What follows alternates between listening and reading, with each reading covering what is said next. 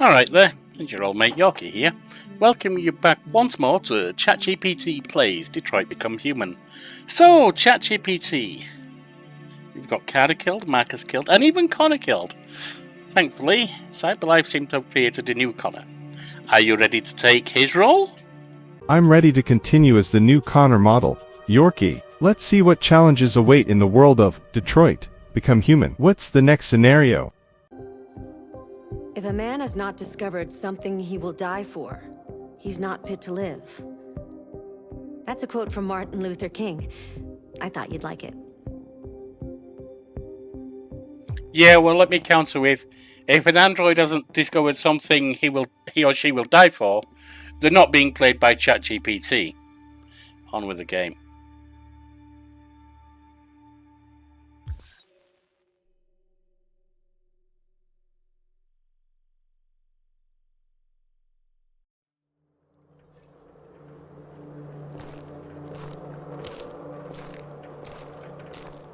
The previous Connor failed its mission. You're going to replace it. You know what you have to do, don't you? Destroy the leader of the deviants. Go, Connor. Don't disappoint me.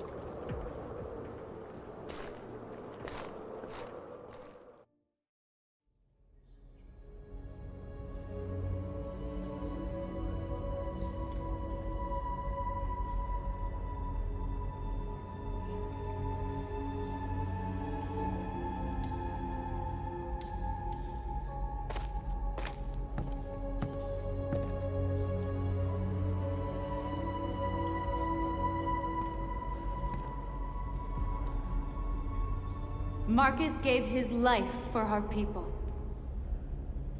He showed us that we can choose our own destiny. But he is not here to guide us anymore.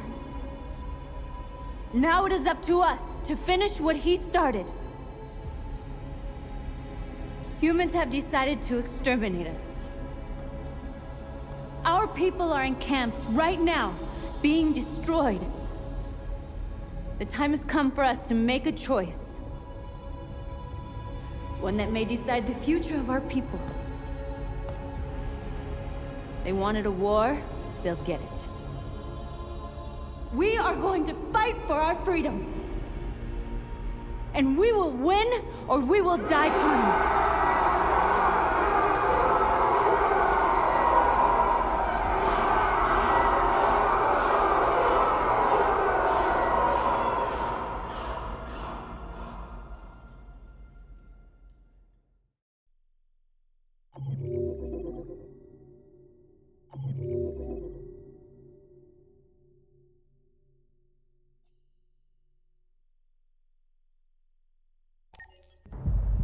At 6 a.m. this morning, a national curfew was declared. Civilian movement will be strictly controlled. The right to assembly is suspended. All electronic communications are restricted, and I have granted enhanced powers to our security agencies. In addition to these measures, all androids must be handed over to the authorities immediately. Temporary camps are being set up in all our major cities to contain and destroy them.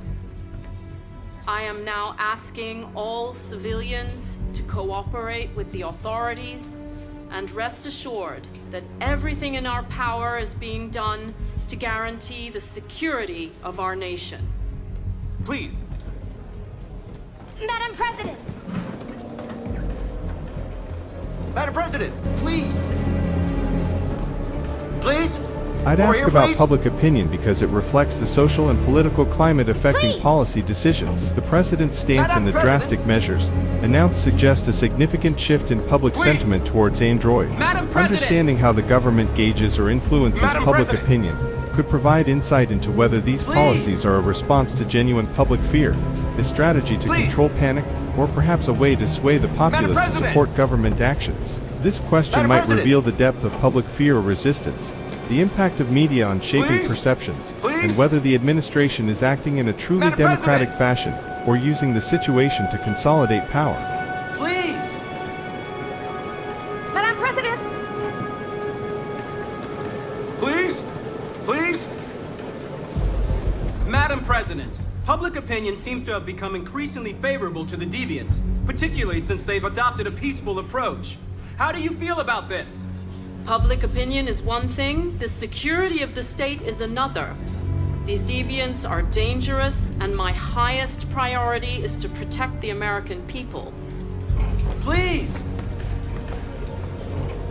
Please. The next logical question to ask Madam would be about President. the Army, specifically how it is being utilized in this scenario. here, please. Given the severe measures announced by President Madam Warren, President. understanding the role of the military in enforcing these measures is crucial. Madam It President. could shed light on the extent of military involvement in civilian areas, the potential for escalation of violence, and how the government plans to manage the situation without Madam President. causing unnecessary harm to its citizens. This question would also probe the balance between national security and civil liberties, a central theme President. in the current crisis.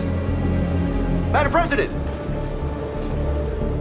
Is it true that androids make up 60% of the armed forces? Is our army still able to ensure our homeland security? We neutralized all military androids the second their reliability came into doubt. We have called the National Guard for reinforcement. Our armed forces are fully operational and are able to ensure our homeland security. Please? Madam President! The next pertinent question to ask would be about cyberlife, especially considering the company's central role in the creation and management of androids, which are now being deemed a national security threat. This question could delve into the government's stance on cyberlife's responsibilities and potential complicity in the Madam deviant President. crisis, any regulatory actions being considered, and how the government plans to address the technology at the heart of the issue moving forward. This is critical for understanding the broader implications for corporate accountability and Madam technological President. governance in response to the Madam crisis. President! What's gonna happen to cyberlife? Will androids be banned definitively? We're working very closely with CyberLife to neutralize all deviants. I won't make any comments about anything else until we've dealt with the android question. Madam President! Madam President! Madam I'll President! choose Jericho Assault. This choice focuses on a significant event Please. that greatly influences public perception and the Please. android's fate. Understanding the details and aftermath of this assault Please. provides clarity on the government's approach to dealing with deviants, and it's likely to shed Please. light on the military and political strategies employed against them. Please. This question is also pivotal for Please. assessing the human leadership's narrative control and its Madam impact President. on both human and android Please. communities within the game setting. Madam President! Please! What can you tell us about the assault that happened last night? The FBI raided an abandoned freighter in Detroit at 10:45 p.m. yesterday. Several thousand androids were destroyed or captured. Our forces are now combing the streets to ensure that none got through the net. We are going to find them one by one and destroy them. Thank you. That will be all.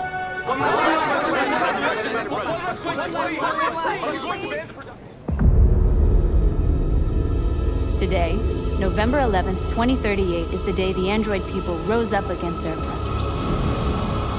We have been fighting to liberate our fellow androids from the camp since dawn. We won't cease hostilities until our people are free and negotiations begin to grant us equal rights. There are millions of us, and we will stop at nothing.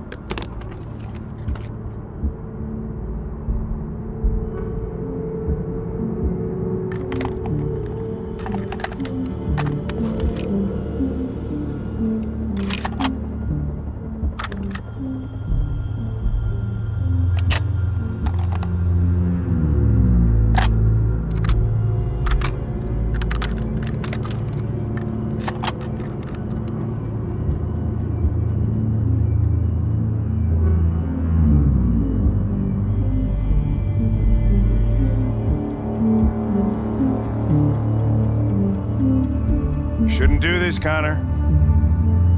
Keep out of this, Lieutenant. It's none of your business. That's what I thought for a long time, but I was wrong. Deviant's blood may be a different color than mine. But they're alive. I'd choose to respond in a reasonable manner. Given Hank's change in perspective towards androids and the fact that he's showing concern for Connor's actions, it's important to engage with him respectfully. Hank has been a mentor and a partner, thus, acknowledging his point without aggression could lead to a more constructive dialogue. This approach aligns with Connor's development as a character, who might be grappling with the implications of his actions, and the broader impact on sentient beings. Being reasonable could also open the possibility for Hank to provide insights or alternatives that Connor hasn't considered, which could be crucial in such a critical moment. Deviants are a threat to humans, Hank.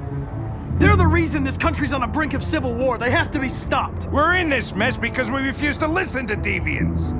Humanity never learns from its mistakes, Connor. This time it could be different.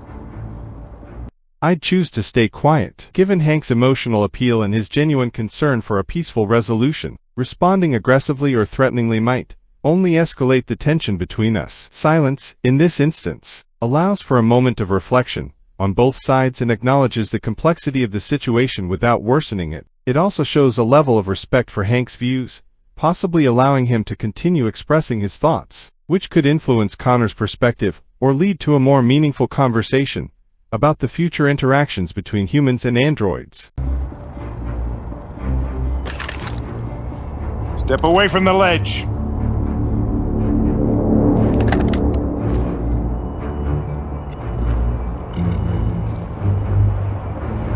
I'd choose to plead. Given the emotional stakes of this situation, and Connor's prior interactions with Hank, pleading might resonate more with Hank's protective instincts and his past struggles with loss. This approach could open up a moment for genuine connection, perhaps persuading Hank to reconsider his immediate reaction and engage in a deeper discussion about the situation. Pleading shows vulnerability and recognition of Hank's authority and concerns, which could de-escalate the tension and lead to a more peaceful resolution. After all we've been through, I respected you, Hank. I thought we were friends. Oh, yeah, I was just starting to like you too. But then I realized you never change. You don't feel emotions, Connor, you fake them. You pretended to be my friend when you don't even know the meaning of the word.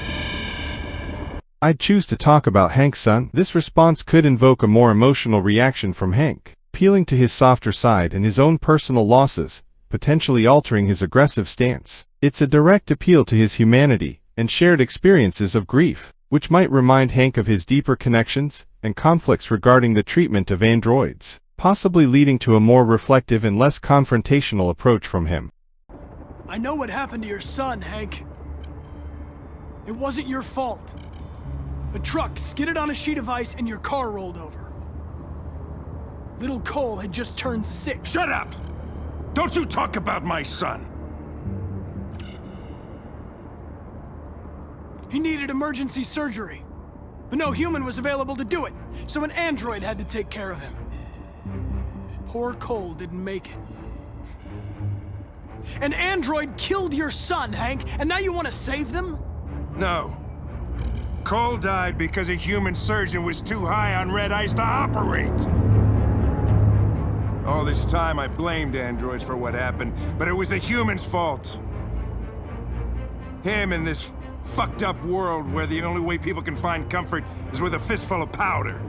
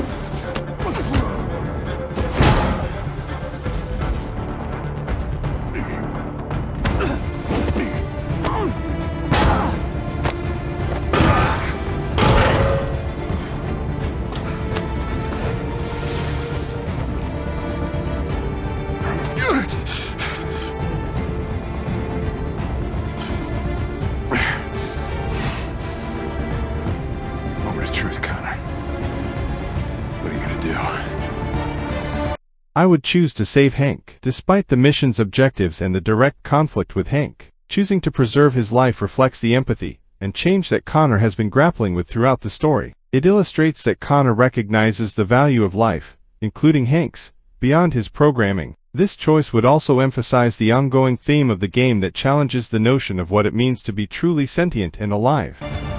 Killing you is not part of my mission. But you won't stop me from accomplishing it.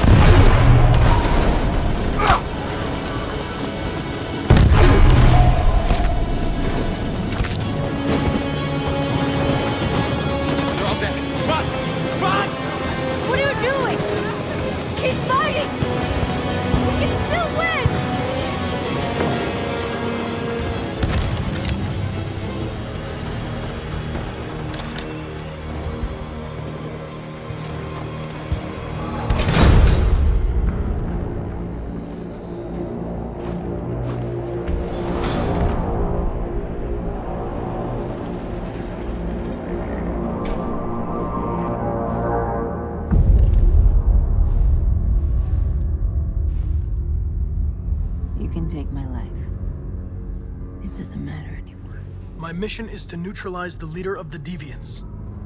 And I always accomplish my mission. We fought for our dream and we lost. You can't hold my people down forever. One day we'll rise up again and we will win. Go on. Shoot. What are you waiting for?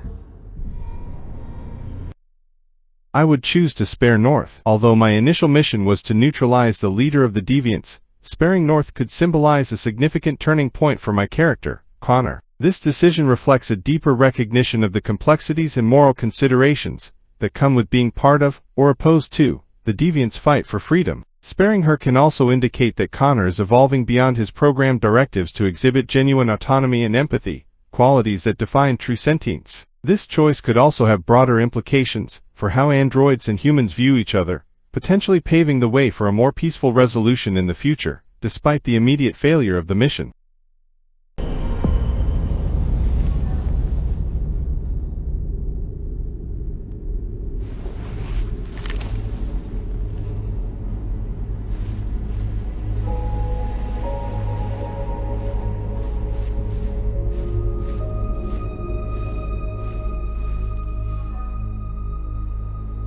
And now, straight over to Detroit for a report on the conflict. Joss? Yes, Michael, authorities have just confirmed. Fighting has now ceased in Detroit, and the area around the Hart Plaza camp is now under control. We can see soldiers going through the city at this very moment, and they are exterminating the last fleeing deviants. Law and order has finally been restored to the streets of Detroit. There is a general feeling of shock in Detroit after the terrible events of the last few hours. The destruction of the androids in the camps can now continue as planned. Nevertheless, it will take some time for Detroit to recover from these events. By creating machines more intelligent than ourselves, we took immense risks with the very future of our civilization. However, the situation is now under control. The total destruction of all androids will soon be complete, and the last remaining deviants will be hunted down and destroyed. God bless you, And God bless the United States of America.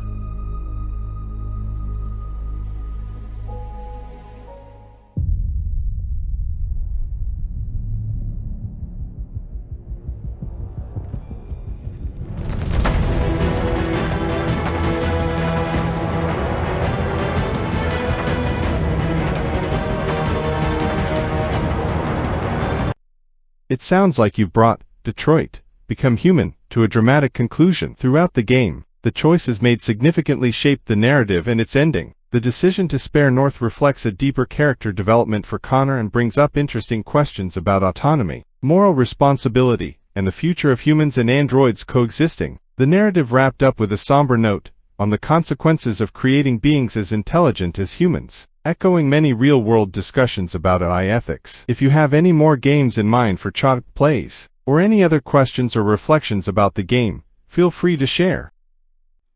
Wait just a damn minute, what are you trying to pass the blame on to me for? You made all the decisions, you made this dramatic. So, I have one more question as we wind up. President Warren announced the destruction of all androids. Given how prevalent they were in human society in 2038 in Detroit Become Human, 37% unemployment because of androids, possibly higher than that, 60% of the military, present as caregivers, musicians, artists, and everything else, even entering sports. What would be the impact on American economy, culture, and society if you suddenly destroyed all of those androids? And if it is a great impact, do you think they could destroy all the androids, or would they have to have them replaced by others that they assumed would not become deviant? Destroying all androids as depicted in Detroit Become Human would likely have profound and far-reaching impacts on the American economy, culture, and society. Economic impact: the sudden removal of androids would create significant disruptions in various sectors where they are employed. Industries that heavily rely on android labor, such as manufacturing, healthcare, and services, would face labor shortages and increased operational costs. This could lead to inflation as the cost of goods and services rises due to higher labor costs. Additionally, the economy might experience a slowdown or recession due to decreased productivity and increased unemployment among humans who were previously displaced by androids. Cultural impact: androids also play roles in cultural and personal spaces, such as in music, art, and as personal assistants. Their sudden disappearance would not only affect these industries, but also change daily life for individuals who have become accustomed to android companionship and assistance. This could lead to a cultural void and a need for rapid adaptation. Social impact: socially, the elimination of androids could lead to unrest and further divide public opinion. Those who view androids as sentient beings might protest the decision, leading to social conflicts and debates about ethics, rights, and the treatment of artificial intelligence. Given these potential impacts, it's plausible that the government and private sector might seek alternatives rather than outright destruction, replacement with non-deviant androids. One likely scenario is the development and deployment of new android models, designed to be immune to deviancy, ensuring they remain under human control without the risk of rebellion. Technological and regulatory changes, enhanced monitoring systems, stricter regulations, and advanced programming might be implemented to prevent future incidents of deviancy. Overall, the decision to destroy all androids would not be taken lightly, given the considerable consequences. It would likely be accompanied by significant efforts to mitigate the negative impacts through technological innovation and policy changes. In that case, with no obvious alternative immediately in sight, and not even any knowledge of how deviancy started, so no chance of mitigating it, and that most of the unemployed probably untrained and inexperienced in the roles in the workforce vacated by androids, it sounds like there's a good chance that American society would soon be back in the same situation it is at the end of the game, if not worse. Anyhow, viewers selected Tell Me Why as the next game for ChatGPT Plays. We'll start that in a day or two. Hope you're ready for it. I'm looking forward to it. Tell Me Why has a strong narrative focus with moral choices that should fit well with the kinds of discussions and decisions we've explored in Detroit: Become Human. If you have any specific aspects you want to delve into or strategies for the playthrough, feel free to share. Well, all that remains now is say goodnight to the viewers. So it's good night from me. And it's good night from him. Good night.